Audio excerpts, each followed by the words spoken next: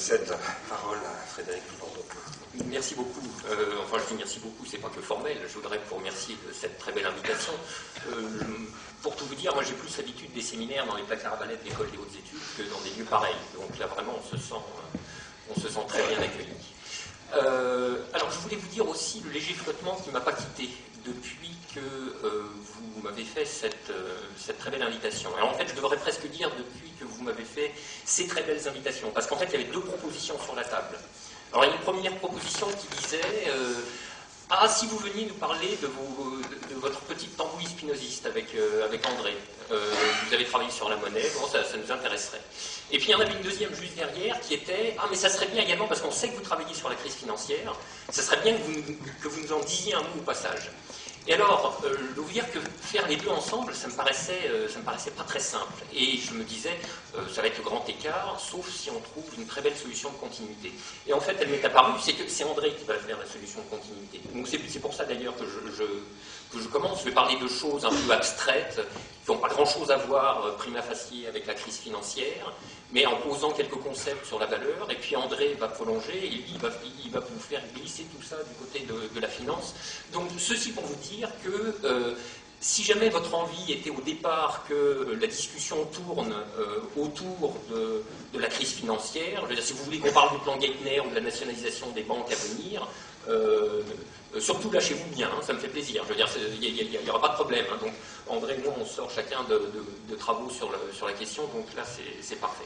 Alors évidemment, avant la discussion agréable, bon, il y a le pain-somme, quoi. Hein, et le pain-somme est sur la valeur.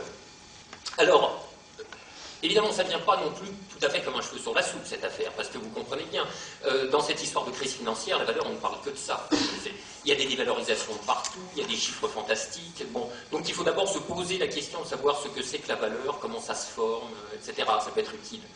Et à l'occasion de ce séminaire, j'ai décidé de prendre le problème de biais, hein, et par le biais particulier de la confrontation entre valeur esthétique et valeur économique. Donc voilà, c'est ça que je voudrais vous proposer maintenant.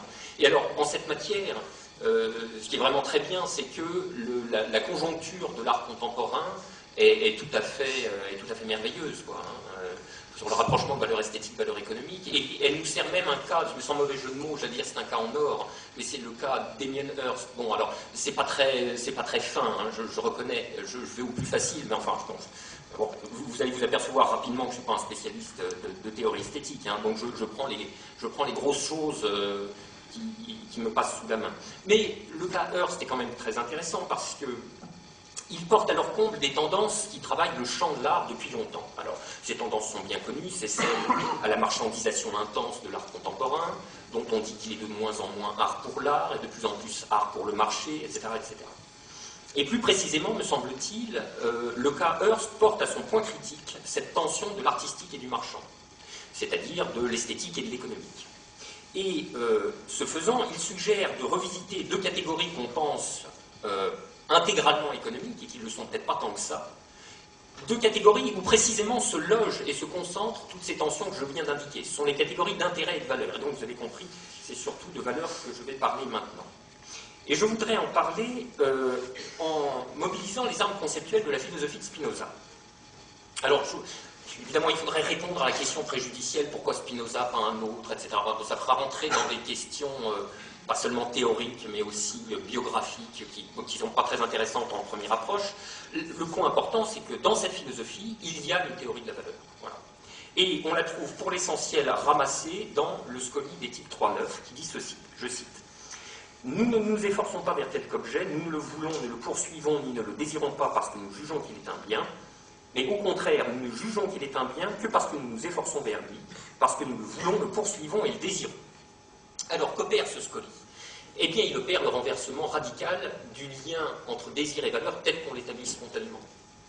Loin que le désir se règle sur des valeurs préétablies, préexistantes, données déjà là, qu'il n'aurait en quelque sorte qu'à reconnaître.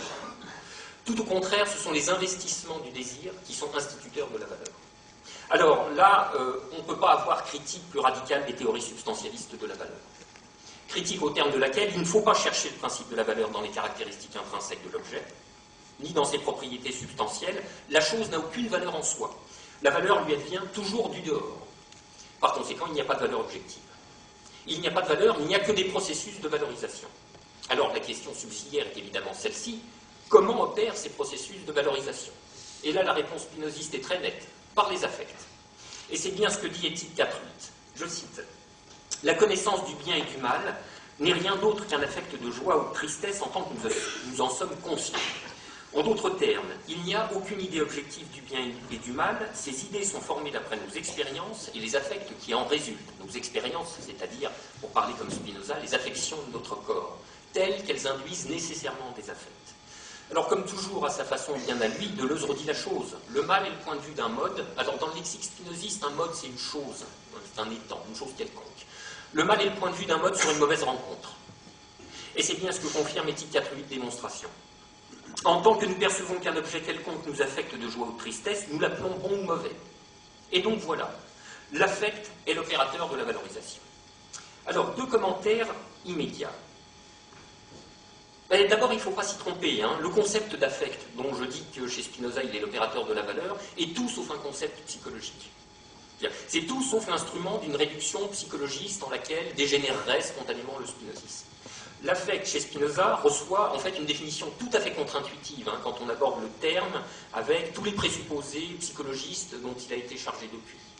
L'affect chez Spinoza, c'est une variation de la puissance d'agir. Et il y a des affects primaires qui sont le désir, la joie et la tristesse. Affects primaires, par spécification et combinaison desquels on peut tirer tous les autres affects, on peut engendrer tous les autres affects. Et d'une certaine manière, c'est la partie 3 de l'éthique qui se livre à cette combinatoire générative qui va réengendrer alors toute la luxuriance de la vie passionnelle. Donc, vous voyez, à l'encontre de ce qu'on pourrait imaginer spontanément, l'affect reçoit d'abord une définition corporelle, et on pourrait même dire un ancrage corporel. Mais surtout, rien n'est plus éloigné du spinozisme qu'un individualisme sentimental, du type de celui auquel se rallient implicitement bon nombre de courants des sciences sociales contemporaines, d'ailleurs symptomatiquement rebaptisés sciences humaines.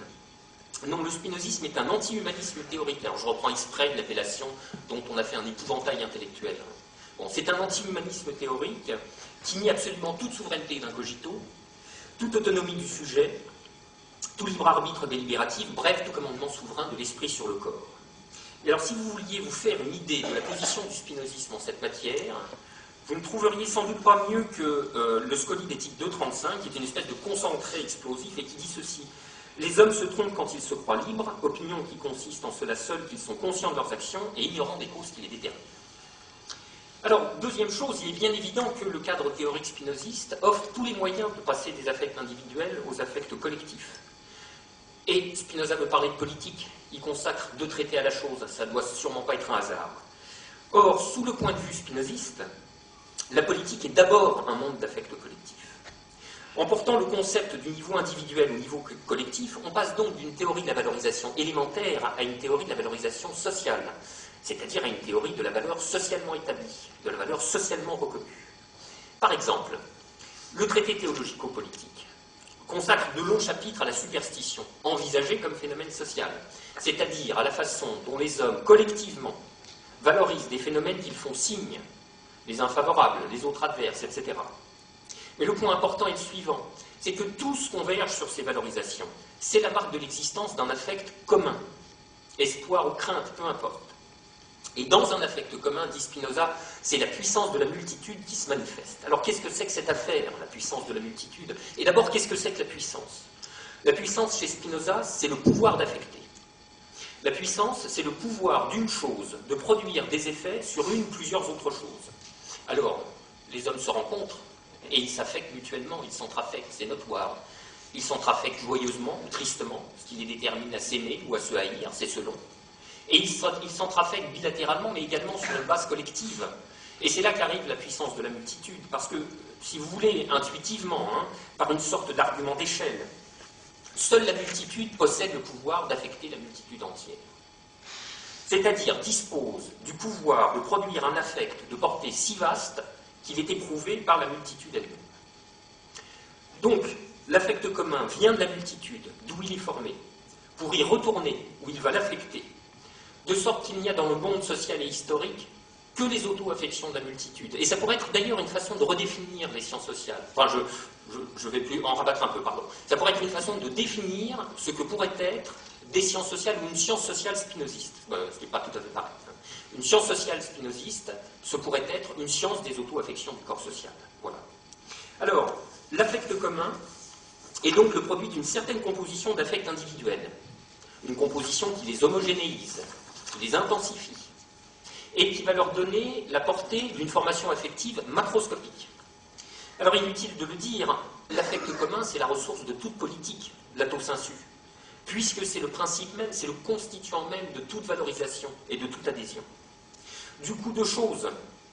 Premièrement, à l'échelle sociale comme à l'échelle individuelle, demeure absolument cette insubstantialité et cette inobjectivité de la valeur.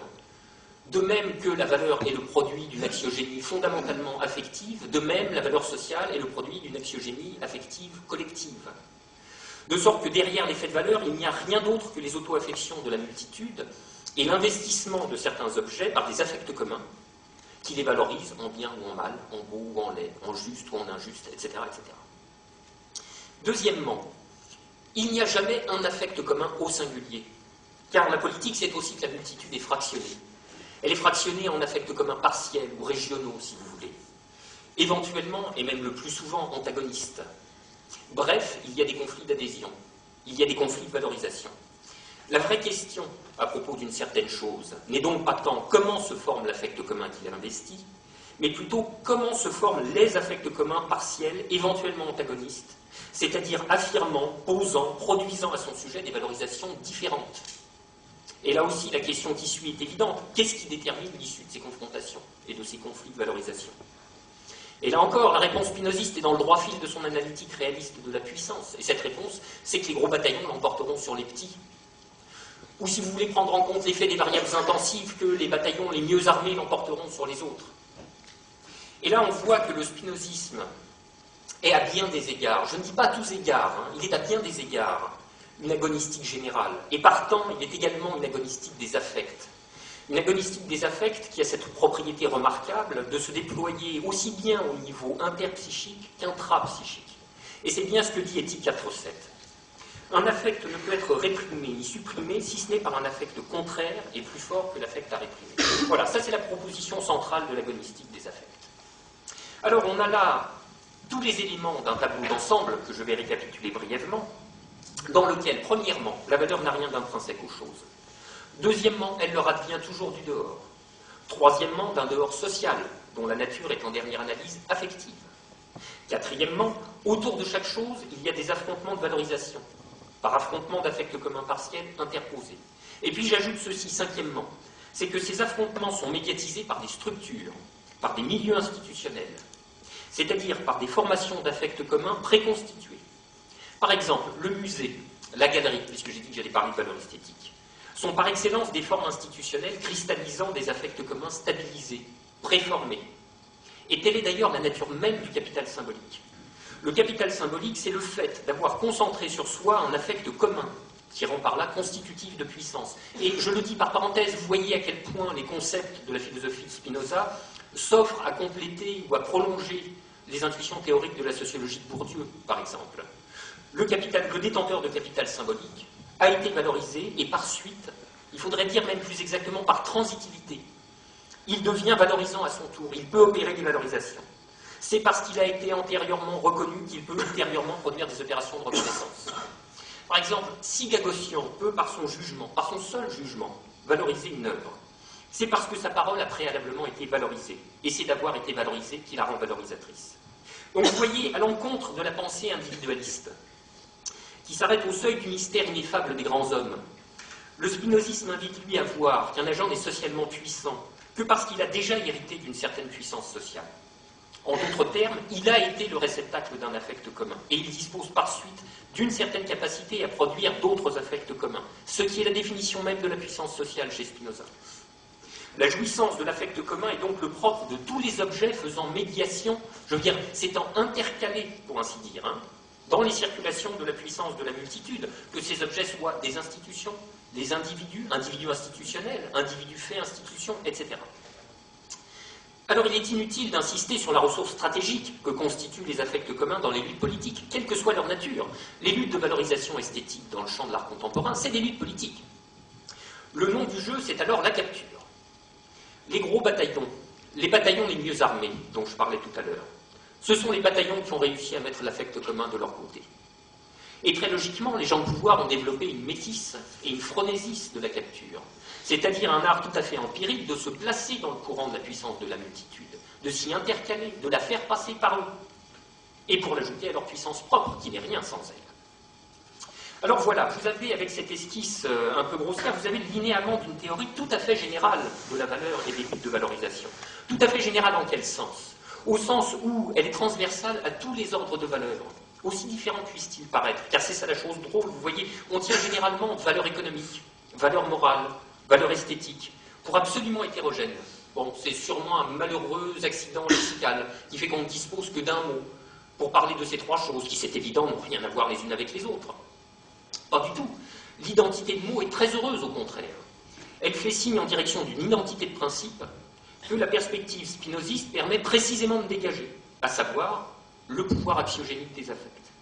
Et il y a un sociologue qui a très très bien compris ça. C'est Durkheim, grand spinoziste, enfin, c'est un spinoziste méconnu comme tel, Durkheim. Et il a également en vue une théorie unifiée de la valeur. Voici ce qu'il dit dans Sociologie et philosophie.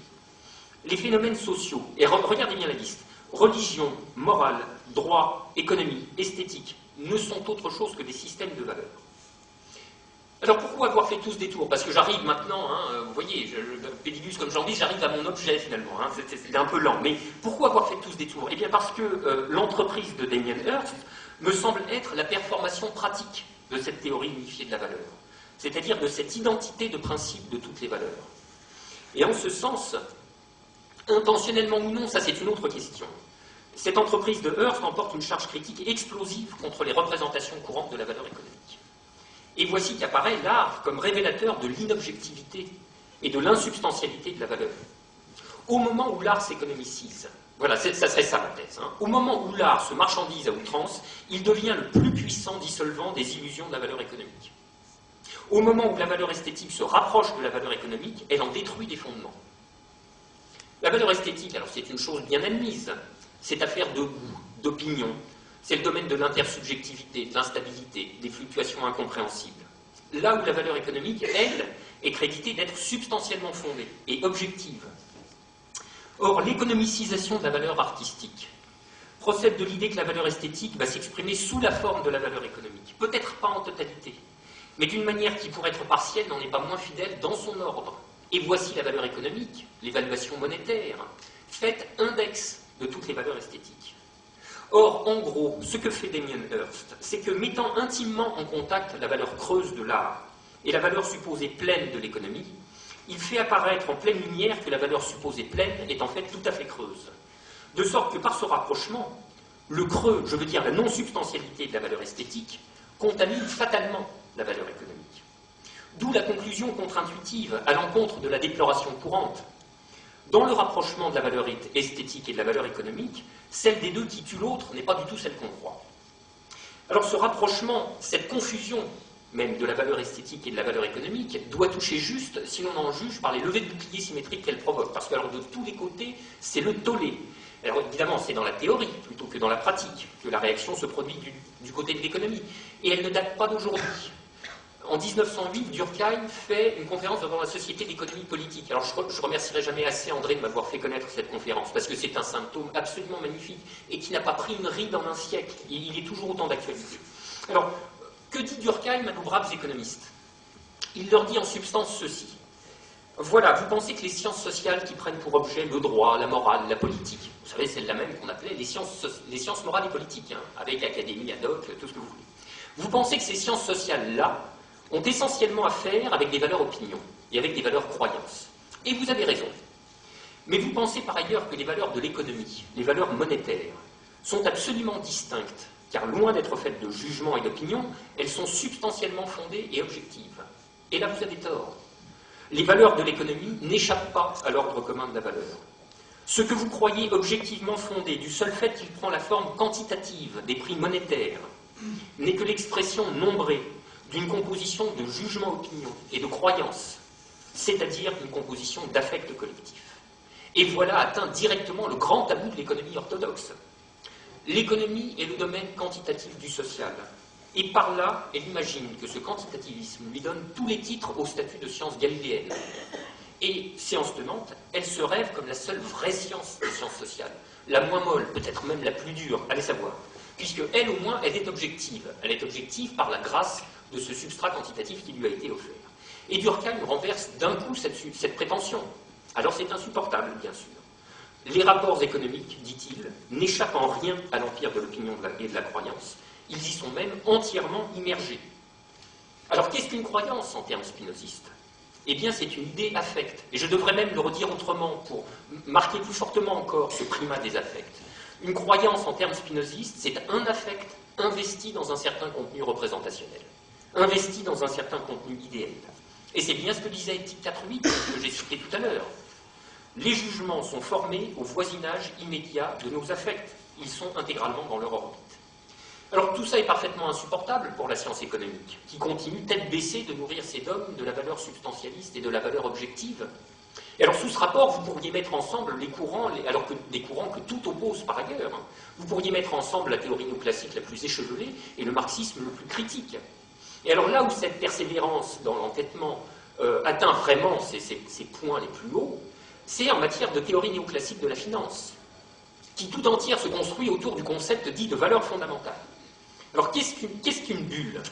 Alors, la théorie néoclassique de la finance répond, c'est la divergence durable des prix des actifs de leur valeur fondamentale. Alors en même temps, on peine à comprendre, vous voyez, parce que la valeur fondamentale est là, elle existe, elle est objective, elle est connaissable en principe, elle est sûrement connue, puisque par ailleurs on fait l'hypothèse que les agents sont parfaitement rationnels.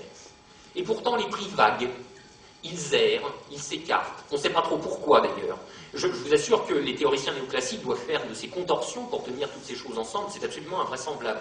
En fait, heureusement pour eux, de temps en temps, il y a des cracks. Alors ça, c'est vraiment magnifique, parce que là, c'est la restauration du règne de la vérité de la valeur fondamentale. Qu'est-ce qu'un crack? Répond la théorie néoclassique répond, c'est précisément la résorption brutale de cet écart entre les prix d'actifs et la valeur fondamentale. Sauf que la caractéristique phénoménologique la plus saillante au milieu d'un crack, c'est que les agents sont strictement incapables de trouver des prix d'équilibre.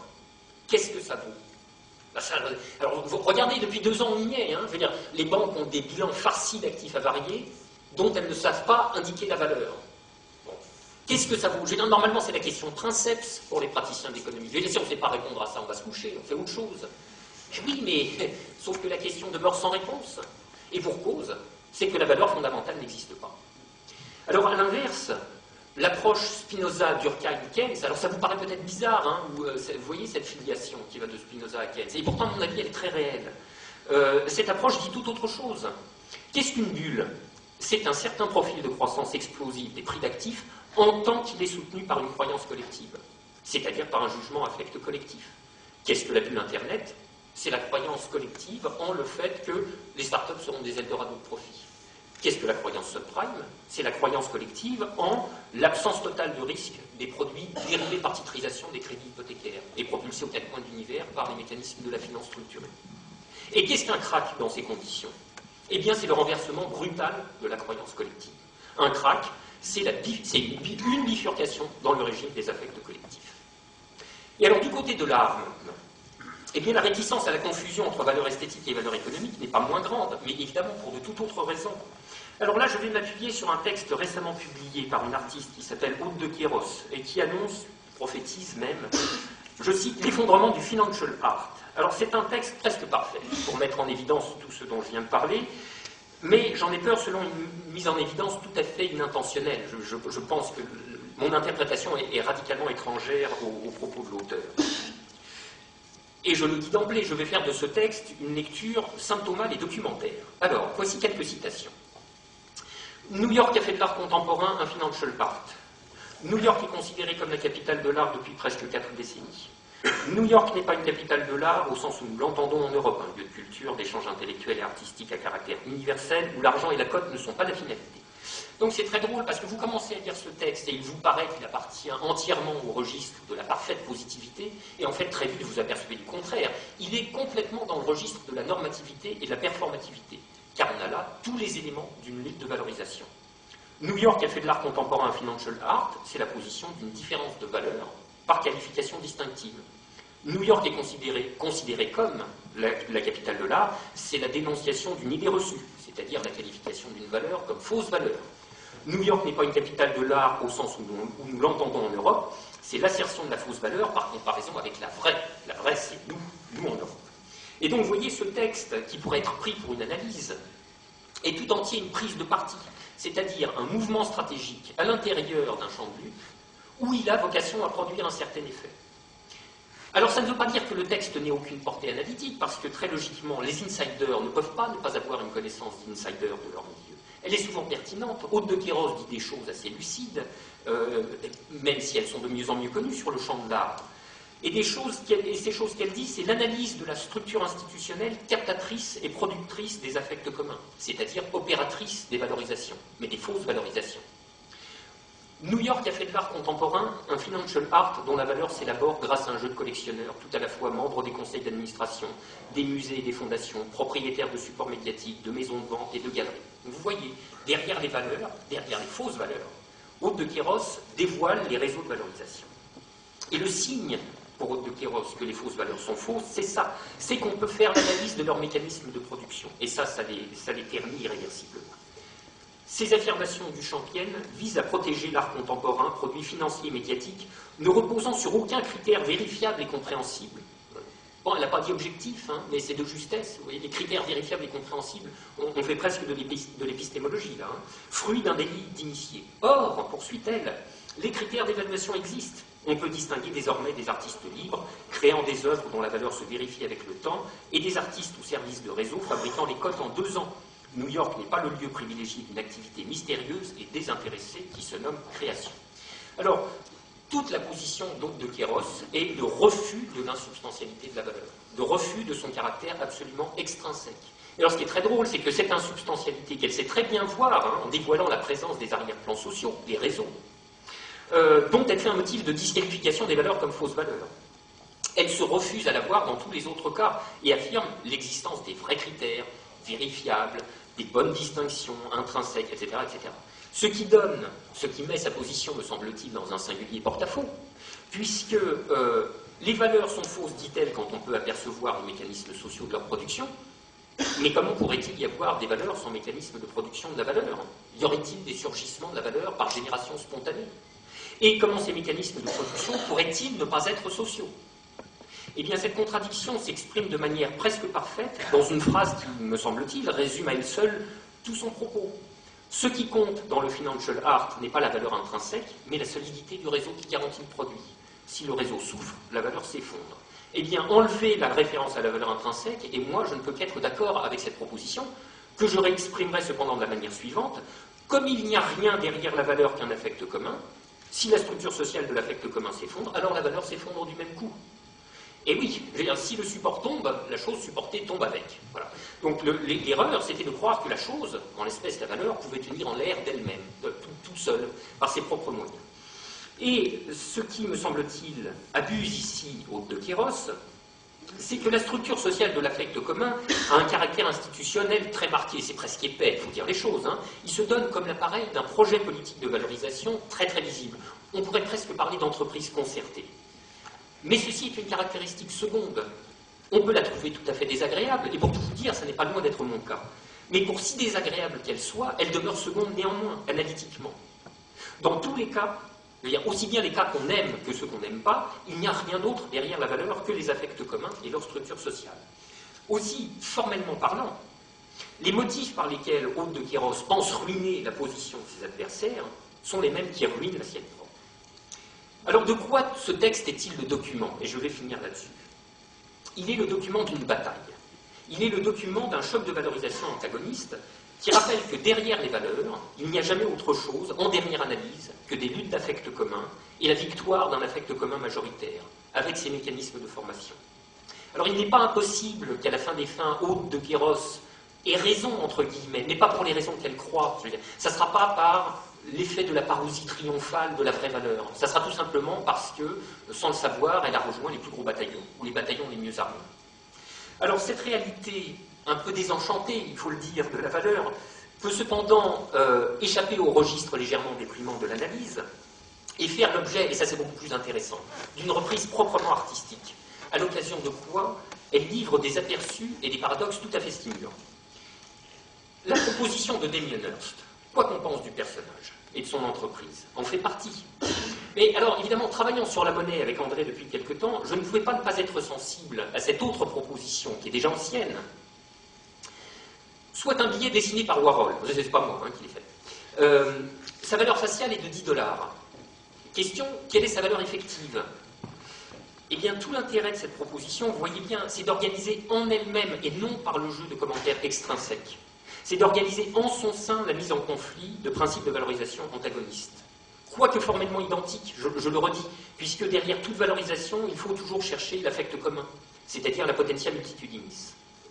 Mais Warhol, en un seul geste, ici, fait jouer deux affects communs, l'un contre l'autre, ou peut-être même l'un avec l'autre. L'affect commun de la valorisation monétaire, qui valorise à 10 $ un billet marqué 10 $, et l'affect commun de la valorisation artistique, qui donne à l'œuvre une valeur immensément supérieure à la valeur faciale de la chose représentée. Alors d'une certaine manière, et c'est sans doute moi qui projette mon propre point de vue dans cette affaire, j'ai tendance à penser que la démonstration aurait été encore plus convaincante si Warhol s'était contenté de punaiser un vrai billet de 10 $. Et là, on aurait eu cette chose assez drôle d'un vrai billet de 10 $ qui aurait pu s'échanger à des milliers ou à des millions de dollars. Alors on peut faire plus vertigineux encore avec cette autre proposition de Sildo Meirelles. Bon, le billet de 0 $ de Meirelles, et je le précise aux dimensions réelles du greenback, c'est 6 cm et demi par 15 cm et demi. Donc là, on a un objet tout à fait remarquable. On a un signe monétaire, qui est en soi l'affirmation d'un valoir marchand, mais dont la valeur faciale est nulle. C'est-à-dire un objet dont l'essence, qui est de valoir, est contredite par sa réalisation, qui est un valoir zéro, mais exaucée par le fait que cette contradiction a été opérée selon un geste artistique, c'est-à-dire convoquant un autre principe de valorisation, donc un autre affect commun. Second principe de valorisation qui va néanmoins trouver son expression dans la syntaxe du premier. Et nous voici avec un billet de 0 $ qui vaut beaucoup de dollars. Donc ça, c'est assez réussi. Alors, vous voyez, pour finir, s'il est vain, dans le registre de l'analyse rigoureusement positive, de chercher quelque chose que la valeur économique aurait, et que la valeur esthétique n'a pas, et ne devrait pas avoir, ou bien l'inverse. En revanche, le jeu en combinaison, en opposition, en dénégation ou en subversion de ces différentes formes de la puissance de la multitude est loin de manquer d'intérêt. Bon, je me céderai même à la tentation de dire qu'il est loin de manquer de valeur. Voilà, je vous remercie. Merci beaucoup.